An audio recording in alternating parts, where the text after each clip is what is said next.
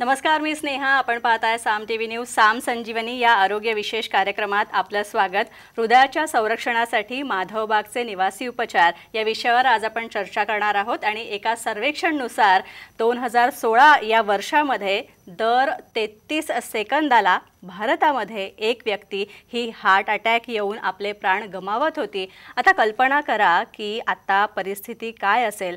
यावरच कुठेतरी अंकुश लावणं हे गरजेचं आहे आणि त्यासाठीच हीच योग्य वेळ आहे योग्यरित्या पाऊल उचलण्याची आणि हार्ट अटॅकला प्रिव्हेंट करून स्वतःला सुरक्षित ठेवण्यासाठी. आणि याच अनुषंगाने आज माधवबागच्या OPD head doctor Deepali Deshmukh आपल्याला सांगणार आहेत की कशा प्रकारे आपण हार्ट अटॅकला प्रतिबंध करू शकतो आणि हृदय मजबूत करून स्वतःला सुरक्षित ठेवू शकतो. डॉक्टर दीपाली, नमस्कार. नमस्कार. डॉक्टर दीपाली, खरं तर आपण आता जसं बोललो की आपल्या भारतात हार्ट अटॅक येऊन मृत्यू पावणाऱ्यांची संख्या जास्त आहे, जी अतिशय गंभीर बाब आहे आणि ही संख्या वाढतच चालली आहे. तर यामागचं नेमकं कारण काय असू शकेल? याचं सगळ्यात महत्त्वाचं कारण आहे की बदलती जीवनशैली, लाईफस्टाईल जी चेंज होते, हे सगळ्यात महत्त्वाचं कारण आहे.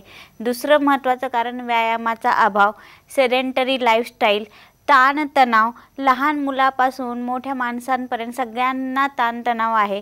आणि चुकीची जेवण करण्याची पद्धती, अवेळी खाणे, कधीही काहीही मिळालं की ते खाणे, आणि लहान वयामध्ये आता मद्यपानाचं किंवा अल्कोहोल, स्मोकिंग, हे सगळे जे काही बॅड हॅबिट्स आहेत त्याचं प्रमाण वाढत चाललेलं आहे. हे सगळ्यात महत्त्वाचं कारण आहे हृदयरोग होण्यासाठी. आता स्ट्रेस हे सगळ्यात महत्त्वाचं कारण आहे. ताणतणाव, याच्यामुळे काय होतं की रक्तवाहिन्यांची लवचिकता कमी होते, त्याला काठिण्य येतं आणि ते काठिण्य आल्यामुळे तुमच्या तिथं अल्सरेशन तयार होतं आणि तिथूनच प्लाक तयार होतात, म्हणजे रक्ताची गुठळी तयार होते आणि ती हृदयाच्या रक्तवाहिनीत अडकली की तुमचा हार्ट अटॅक येतो.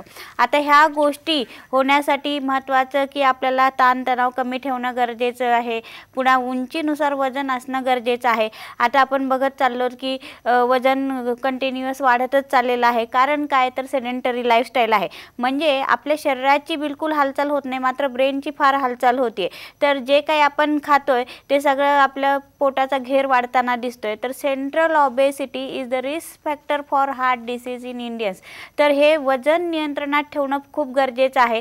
उंची इन सेंटीमीटर -100 असं आपलं वजन असलं पाहिजे. म्हणजे जर सपोज तुमची उंची आहे 150 सेंटीमीटर, तर 150 - 100 म्हणजे 50 किलो वजन पाहिजे. जर जास्त असेल तर जास्त वजन असेल तर हृदयाला जास्त काम करावं लागतं. जास्त काम केलं की ते थकणारच आणि मग दम लागणे, रेस्टलेस होणे, पायावर सूज येणे, तसं डाव्या साईडला छातीत पाठीत दुखणे, उजव्या साईडला छातीत पाठीत दुखणे, उजवा हात दुखणे, हाताला मुंगे आल्यासारखं होणे, फक्त एल्बो जॉईंट दुखणे, कधी घशात आवळल्यासारखं होणे, अशी विविध लक्षणे दिसतात. आणि ही लक्षणे जेव्हा आपण दिसतो तेव्हा आपण डॉक्टरांकडे गेल्यानंतर आपल्याला दिसून येतं की आपल्याला हार्ट अटॅक आलेला आहे. आणि आता बऱ्याच लहान मुलांना सुद्धा ह्या गोष्टीतून जावं लागतंय, कारण सगळ्यात महत्त्वाचं कारण आहे व्यायामाचा अभाव आणि ह्या सगळ्या गोष्टी.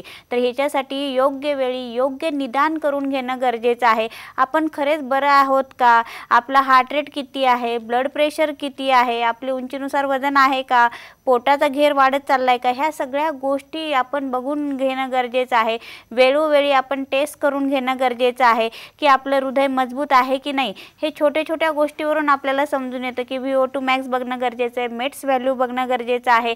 पुन्हा तुमचं हार्ट रेट जरी वाढत असेल, म्हणजे नॉर्मली 60 ते 100 हे आपण म्हणतो ना, 72 हे हृदयाचे नाडीचे ठोके आहेत, तर 60 ते 100 हे नॉर्मलची रेंज आहे. 100च्या पुढे जर हार्ट रेट जातोय म्हणजे नक्कीच आपल्याला हृदयाला काहीतरी त्रास होतोय. ब्लड प्रेशर वाढतंय म्हणजे नक्कीच हृदयाला काहीतरी त्रास होतोय. तर हे छोटे ज्या गोष्टी आहेत त्यावेळीच त्याचं आपण निदान करून त्याला आपण सेव्ह करणं, की त्याचं बघून घेणं, त्याचे वेगवेगळे टेस्ट करून आपण ते खरंच आपली हृदयाची ताकद किती आहे हे बघणं फार गरजेचं आहे.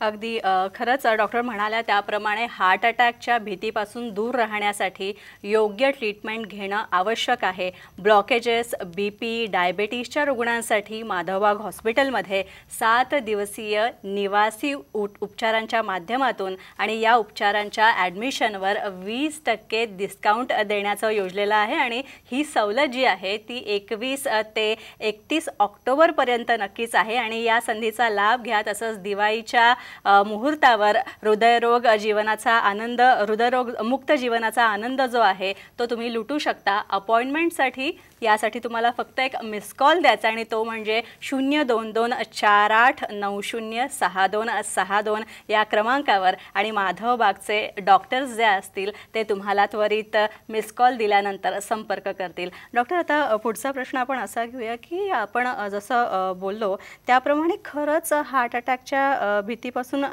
दूर राहण्यासाठी योग्य ट्रीटमेंट घेणं तर गरजेचं आहे, पण त्याचबरोबर तुम्ही बोलात तसं योग्य तपासण्या करून त्याचं निदान करणं सुद्धा गरजेचं आहे. तर त्याबद्दल काय सांगाल? बघा, जरी माधवबाग हे आयुर्वेदिक हृदयरोग निवारण केंद्र असेल तरी पण आपण मॉडर्न बेसिसच्या सगळ्या हृदयासंबंधीच्या टेस्ट करून घेतो. म्हणजे stress test, 2D echo, GLS, cardiac impedoscopy, सगळे blood investigation, pulmonary function test, अशा सगळ्या वेगवेगळ्या प्रकारच्या आपण टेस्ट करून घेतो. आता ही स्ट्रेस टेस्ट जी ट्रेडमिल टेस्ट जी असते ना, is the mirror of heart disease, म्हणजे हृदयरोगाचा आरसाच आहे. त्यामध्ये एन्जिओग्राफी जी केली जाते ना हृदयासंबंधी, त्याच्यामध्ये डाय पुश करून फक्त चित्रामध्ये कुठे कुठे ब्लॉक आहेत ते दाखवले जातात. खरंच ते ब्लॉक करतात की नाही, सर्क्युलेशन काही कमी होतंय की नाही, हे आपल्याला तुमच्या स्ट्रेस टेस्टवरून समजतं. म्हणून stress test is the mirror of heart disease. त्यामध्ये आपल्याला प्रत्येक मिनिटाचा heart rate, blood pressure, ECG मध्ये काय चेंजेस येतात, किती चालल्यानंतर त्रास होतो, हे सगळं रूल आउट होऊन जातं. आता ही जी स्ट्रेस टेस्ट असते ना, ही 15 मिनिटाची असते आणि याच्यावर तुम्हाला 15 मिनिट चालल्यानंतर काय त्रास होतो, तेव्हा ECG मध्ये चेंजेस येतात का, ब्लड प्रेशर वाढतंय का, तुमचं हार्ट रेट वाढतोय का, हे सगळं बघितलं जातं. कितव्या मिनिटाला त्रास होतोय, किती इन्क्लिनेशनला त्रास होतोय हे बघून ती तुमच्या स्ट्रेस टेस्ट पॉझिटिव्ह असेल तर त्याच्यानुसार ट्रीटमेंट केली जाते. आता ही 15 मिनिटाची टेस्ट असते. नॉर्मली आपल्या सगळ्यांच्या हृदयाला 10 मिनिट्सचा ब्लड सप्लाय हवा असतो आणि याच्यासोबत अजून एक असतो VO2 मॅक्स, तो महत्त्वाचा आहे. VO2 मॅक्स 35 असणं गरजेचं आहे. तो किती आहे हे आपल्याला स्ट्रेस टेस्टवरून समजतं. अजून ॲडव्हान्स जी टेस्ट आहे ती आहे 2D इको, GLS मध्ये हृदयाच्या मांसपेशीची ताकद किती आहे हे समजून येतं. नॉर्मली आपल्या सगळ्यांचं हृदय 50 ते 60% काम करतं, कोणाचं ते 15% करतं, 20% करते, असेही पेशंट आपल्याकडे येतात. तर त्यांच्या हृदयाची कार्यक्षमता किती आहे, त्यांच्या मसलची स्ट्रेंथ किती आहे हृदयाचं, ते GLS करून बघणे ही ॲडव्हान्स टेस्ट आहे, ती आपण करून घेतो. त्याच्यानंतर ब्लड इन्व्हेस्टिगेशनमध्ये lipid profile, liver profile, kidney profile, सगळे ब्लड इन्व्हेस्टिगेशन होतात. CRP होते, NT प्रोBNP, सगळ्या टेस्ट होऊन जातात. आणि त्याच्यासोबत pulmonary function test, cardiac impedoscopy, अशा वेगवेगळ्या टेस्ट करून आपण ह्या सगळ्या टेस्ट पहिल्या दिवशी पण करतो पेशंटचे आणि पुन्हा शेवटच्या दिवशी करून विथ रिपोर्ट्स पेशंटला फरक दाखवून देतो. अगदी ज्याप्रमाणे तुम्ही म्हणालात त्याप्रमाणे माधवबागमध्ये खरंच अतिशय योग्य त्या सगळ्या टेस्ट केल्या जातात आणि माधवबागच्या खोपोली हॉस्पिटलमध्ये सगळ्या प्रकारच्या हार्ट डिसीजवर आणि गंभीर हृदयरोगांवर कोणत्याही सर्जरीशिवाय आणि आधुनिक तसंच प्रगत तंत्रज्ञानाच्या मदतीने माधवबागमध्ये उपचार केले जातात. आणि हे सगळे आधुनिक उपचार करणारे जगातलं पहिलं निवासी हॉस्पिटल हे माधवबागच आहे, जिथे फक्त 7च दिवसात हृदयासंबंधित आजारांवर मात केली जाते. तुम्हालाही जर फक्त 7 दिवसात तुमच्या आजारांपासून मुक्त व्हायचं असेल तर आजच माधवबागच्या तज्ज्ञांशी बोला. आणि त्यासाठी तुम्हाला काही करायचं नाही आहे, फक्त एकच काम करायचं आहे, ते म्हणजे मिस कॉल द्यायचा आहे 02248906262 या क्रमांकावर. डॉक्टर, आता पुढचा प्रश्न घेऊया आपण, तो म्हणजे ज्या प्रकारे तुम्ही बोलात त्याप्रमाणे काहींना ब्लॉकेजेस असतात किंवा अँजिओप्लास्टी, बायपास सर्जरी झालेली असते किंवा सुचवलेली असते की तुम्ही सर्जरी करून घ्या. तर अशा रुग्णांची दिनचर्या 7 दिवसात कशा प्रकारे सुधारली जाते माधवबागमध्ये? ओके, आता जसं मी आत्ता सांगितलं की हे सगळे लाईफस्टाईल डिसऑर्डर आहेत. तुमच्या बदलत्या जीवनशैलीमुळे तुमचे blockages, diabetes, blood pressure, obesity ह्या सगळ्या गोष्टी होत आहेत. तर ब्लॉकेजेस काही 1 किंवा 2 दिवसात तयार झालेत असं नाही आहे. तर ब्लॉकेजेस तयार होण्यासाठी मागची 10 ते 15 वर्षाची संप्राप्ती गेलेली आहे आणि ह्या ब्लॉकेजेसमुळे जो रक्तपुरवठा होत नाही त्याच्यामुळे पेशंटला त्रास होतोय.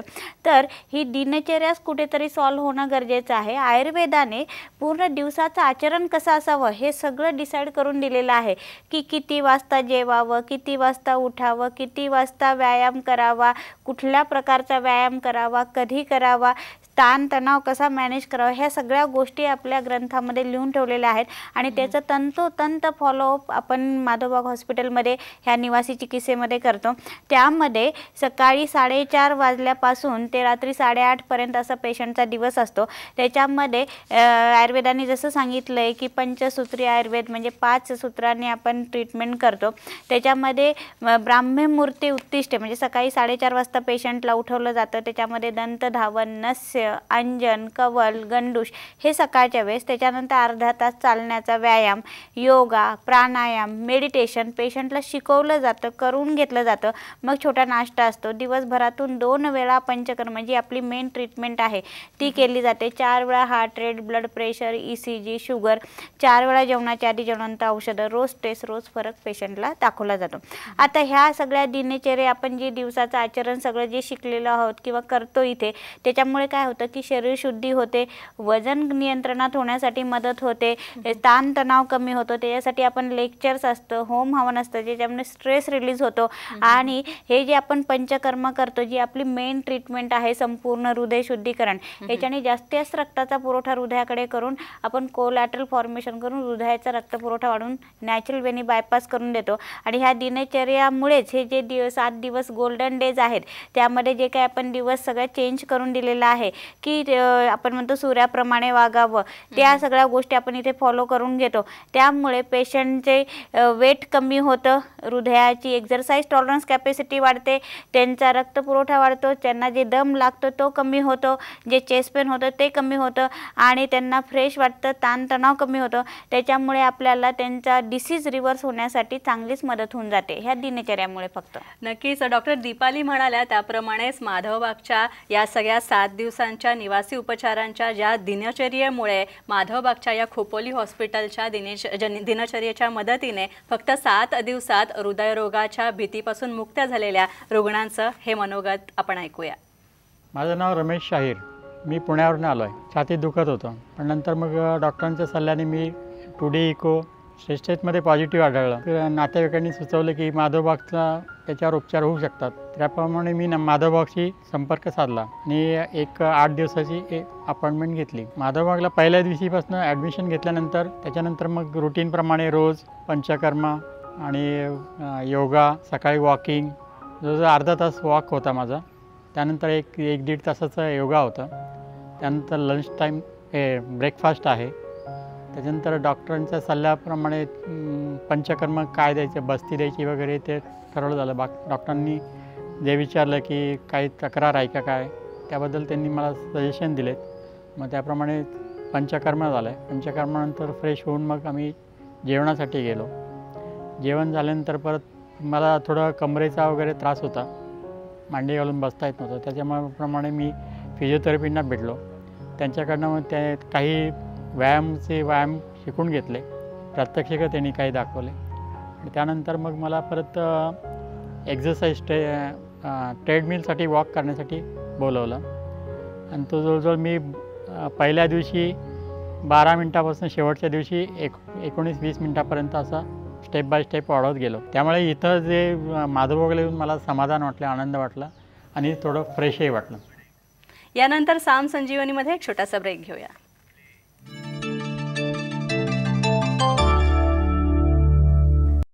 ब्रेकनंतर साम संजीवनीमध्ये तुमचं पुन्हा एकदा स्वागत। आपण डॉक्टर दीपाली देशमुख यांच्याशी चर्चा करतोय। डॉक्टर दीपाली, तुम्ही मगाशी म्हणाला जसं हार्ट अटॅकशी लढायचं आहे तर त्यासाठी हृदयाचा VO2 मॅक्स व्यवस्थित असणं गरजेचं आहे, तर ते माधवबागमध्ये निवासी उपचारांनी कसं शक्य होतं? VO2 max is a single predictor for quantity of life, म्हणजे किती वर्ष आपण छान जगणार आहोत हे VO2 मॅक्सवरून समजतं। आता VO2 मॅक्स म्हणजे काय तर जास्तीत जास्त ऑक्सिजनचं प्रमाण हृदयाला आपल्या शरीराला किती पोहोचतं त्याचं युनिट आहे। आता VO2 मॅक्स कसा कॅल्क्युलेट करतात तर स्ट्रेस टेस्ट जी केली जाते त्याच्यामध्ये मेट्स व्हॅल्यू बघितल्या जातात। मेट्स म्हणजे मेटाबॉलिक इक्विव्हॅलंट, म्हणजे oxygen carrying capacity of their heart. Oxygen कोणासोबत फिरत असतं तर रक्तासोबत, म्हणजे हृदयाला रक्त किती पोहोचतं हे स्ट्रेस टेस्टवरून समजतं। तर नॉर्मली आपल्या सगळ्यांच्या हृदयाला 10 मेट्सचा ब्लड सप्लाय पाहिजे। आता हे 10 मेट्स जर आपले 2 मेट्स असतील, 3 मेट्स असतील, 5 मेट्स असतील, तर ते आपल्या 7 दिवसाच्या निवासी चिकित्सामध्ये 10 मेट्स करणं हे आपलं टार्गेट असतं. आता याच्यामध्ये महत्त्वाचं आहे तो VO2 मॅक्स. तो कसा कॅल्क्युलेट करतात, तर मेट व्हॅल्यू इंटू 3.5. जर सपोज तुमची मेट व्हॅल्यू 3 आहे तर तुमचा VO2 मॅक्स होईल फक्त 10चा, पण तीच मेट व्हॅल्यू आपण 10 केली तर तुमचा VO2 मॅक्स होईल 35चा. जसं मी आधी बोलले होते की 35 ml/kg/minute हा VO2 मॅक्स हा नॉर्मल असतो. आता 1 ml जरी VO2 मॅक्स वाढवला, रिसर्च काय म्हणतो की 1 ml जरी आपण VO2 मॅक्स वाढवला तरी 15% डेथ रिस्क कमी होते. इतकं याचं इम्पॉर्टंट आहे. तर आपण जेव्हा 6 दिवस निवासी चिकित्सा करतो तर ॲव्हरेजली 5 ml हा VO2 मॅक्स इम्प्रूव्ह होतो. म्हणजे 1 ml जर आपण VO2 मॅक्स वाढवला तर 15% डेथ रिस्क कमी होते. तर 6 दिवसात आपण हा 5 ml हा VO2 मॅक्स वाढवतो. म्हणून VO2 मॅक्स हे इम्प्रूव्ह करणं हेच आपलं महत्त्वाचं टार्गेट असणार आहे. म्हणजे 7 दिवसामध्ये हे नॅचरल वेनी बायपास करून हृदयाचा रक्तपुरवठा, हृदयाची कार्यक्षमता वाढते आणि हा VO2 मॅक्स पेशंटचा इम्प्रूव्ह होऊन जातो.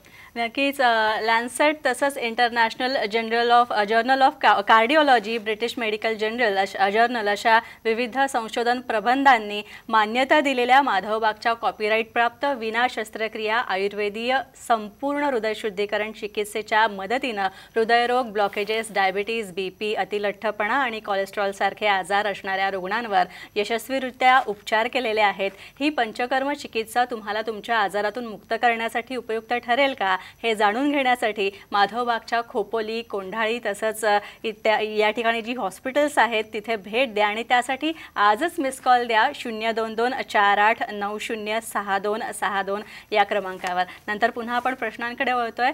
डॉक्टर, खरं तर ब्लॉकेजेस जी असतात, ब्लॉकेजेस आणि हार्ट संबंधी इतर गंभीर आजार असलेला रुग्ण आणि तुमच्या आयुर्वेदीय आणि तसंच नॉन सर्जिकल ट्रीटमेंटने कसा काय बरा होऊ शकतो? बरं, ब्लॉकेजेस म्हणलं की एकच आपल्या डोळ्यासमोर दिसतं, हार्ट अटॅक आणि त्याच्यानंतर सर्जरी, बायपास किंवा प्लास्टिक, ह्याच गोष्टी आपल्याला दिसतात.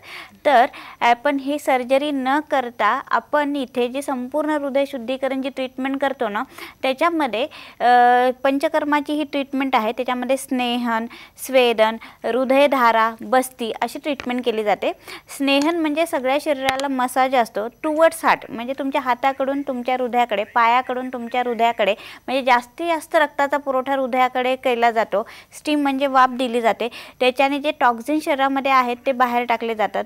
हृदयावर काही औषधद्रव्यांची धारा असते, त्याच्याने हृदयाच्या मांसपेशीची ताकद वाढवली जाते. आणि इनिमा थ्रू जे औषध दिलं जातं ते बस्ती ही अर्धी चिकित्सा आयुर्वेदामध्ये सांगितलेली आहे. तर त्याच्यातून जे औषध दिलं जातं ते डायरेक्ट सर्क्युलेशनमध्ये जाऊन फास्ट रित्या काम करू शकतं. म्हणजे ह्या संपूर्ण हृदय शुद्धीकरणाने जास्तीत रक्ताचा पुरवठा हृदयाकडे केला जातो. जास्तीत रक्ताचा पुरवठा झालेला आहे, पुढे अडथळा आहे, हे रक्त पुढेही नाही जाऊ शकत आणि मागे ते नवीन सगळे मार्ग काढतं.